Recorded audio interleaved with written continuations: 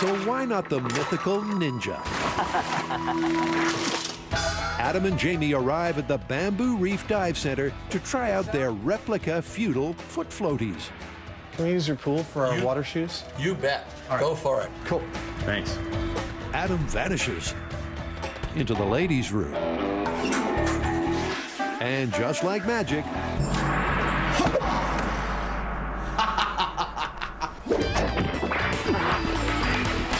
These are my special device for storming the castle, walking across the water.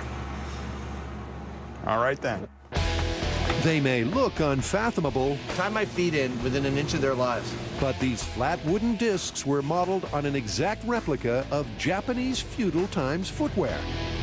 When we started looking into whether ninjas could walk on water, the first piece we came up with is a museum piece called the Mizugumo, supposedly for water walking. I'm about to find out. Being pre-Velcro, Jamie's nautical knot-tying skills are a big help. Not many people know this, but Jamie comes from an ancient line of 9 generations of shoe tyers. Come, silent walrus, let us storm the castle. I will don my safety gear. Adam dons his padded suit and psychs himself up for the challenge. The pool waters are as still as glass, and all is quiet. It is time for Ninja Savage to stride forward and walk across its surface.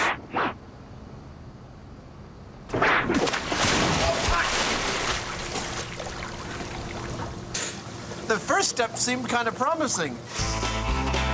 Promising may be a stretch. In order for it to be called walking on water, there needs to be more than one step. But ninjas are no quitters, so Adam has another tactic to try. To me, it seems like it's all going to be a function of my ability to move my feet crazy fast, like a cartoon, which might be possible.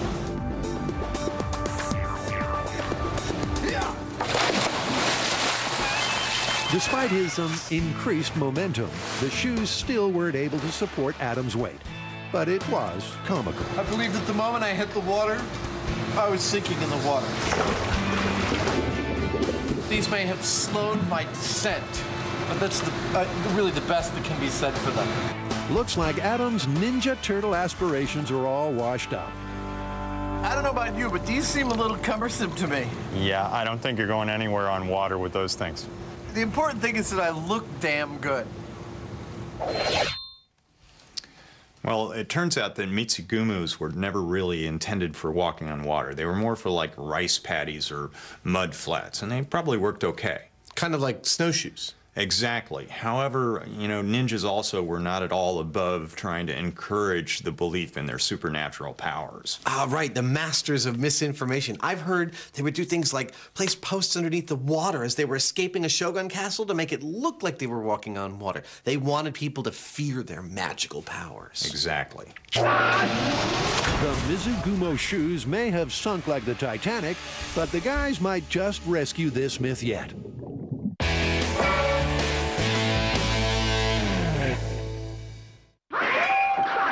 Could ninjas stop speeding swords with their bare hands? To find out, the team is building a mechanical device that's part sword-swinging samurai and part sword-catching ninja. That looks good. To calibrate it to move with realistic human strength and speed, they need to do some tests. Grant hangs a force plate on a C-stand that represents the blade the ninja must catch. The force of the ninja's hands will be set to the person with the greatest strength. And do it like your life depends on it. Thanks for that motivation, Grant. Go. Go. Go. And with a mighty firm smack peaking at 1,000 newtons, the most determined to stay in one piece is The pain. Grant. The pain from the initial hit. Oh, there you go. You're all full of Newtons. You are full of Newtons. Yeah, fig Newtons, maybe. The team sets up for their next test to determine the speed of the sword swipe. Take this sword, throw it down as hard as you can on the ninja, and we'll see who's the fastest. Don't think of it as a competition, but it is. Don't go, boys, don't go! Suddenly, Adam ambushes the trio. It was a classic ninja move. Tori steps up to take the first swing. Master, he hit me in the head. You teach him a lesson. Warning, sword blows to the cranium may cause headaches. Next, will Adam's attempt have more of an edge? Master Savage sword swinging trial, take one.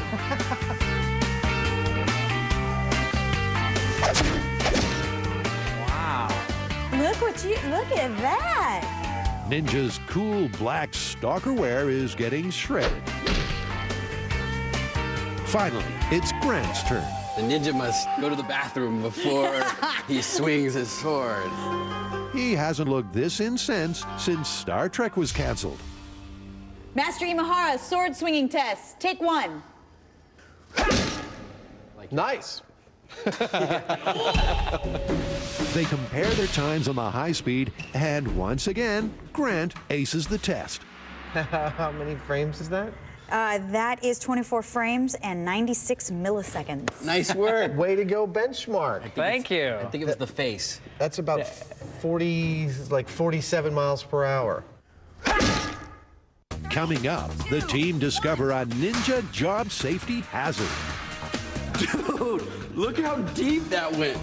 And Could a ninja really pluck an arrow out of the air? Sorry about that, man. It's okay.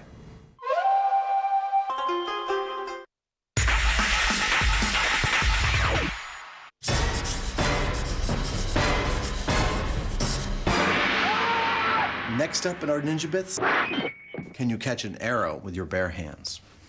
How are we gonna do that? Well, I figure we should take some of our arrows downstairs and you can shoot them at me and I'll just try and catch them. So you'd actually let me shoot at you with a bow and arrow? Amazingly, yes. All right. legend has it that a ninja could do this dexterous trick with ease. So Jamie and Adam want to get a feel for it themselves. I'm gonna string a regular bow and set up an arrow with a tennis ball on it and shoot it at Adam, or at least off to the side of Adam. We'll put Adam in a protective suit in case I either get frisky or miss. Jamie is an experienced archer, and even though he's not using a real arrowhead, this is not something to try at home. He's going to be shooting from over there into this garbage can. I'm going to be standing here. We'll catch it on high-speed camera, see how fast I can actually catch this arrow at. Jamie marks out notches on the shaft. The further he pulls back, the faster the rod will travel. Whoosh! All right, I'm ready if you are. You want to start slow? Yep. All right. Jamie starts out at Mark 1. 2, 1. The arrow eludes Adam's grasp. I don't have enough time to anticipate. It's like by the time you let go and I've moved. Still at Mark 1. This time, Adam tries to move in sync with the arrow. Hey! Good job. You know, I anticipated when you were just about to do it, and I just started moving, and we worked, it's like working together. It's a beautiful thing. Next, Jamie ups the ante to Mark 3. But the arrow keeps sailing on by, as the guy's unified martial arts magic peaked already. Got it! Even though Adam's form was impressive, the speed was lacking. Their tennis ball projectile was traveling at 58 miles an hour, a third of the speed of a real arrow. You've got a couple of things here that are throwing this off. For one thing, this is, what, twice or 3 times as heavy as a normal arrow would be because of that thing on the end of it. Right. I really think that we need to figure out some other solution. To test this myth at a true-to-life rate, the guys have to bounce around a new strategy. Back over at M7, the team has finished putting their mechanical sword-catching rig together. Now, to set it to move at a real-life rate. We don't want it to be superhuman, and we don't want it to be subhuman. We want it to be whatever a person could do, and then we'll be ready to try and catch a sword. Calibration, first test at 100 PSI. In 3, 2, 1. That's good, yeah. Yeah, The speed and force of the ninja's arms was exactly the same as Grant's best time, but the replay reveals something undetectable to the naked eye. There's a bounce back which could let that sword get right through there. As the hands hit together, they bounce off each other and jiggle like jello, opening up an unforeseen headache. The force is causing them to bounce away, and it's allowing a gap which is going to allow the sword to go right through and bury into the guy's head. What I'm thinking is maybe what we do is put some kind of a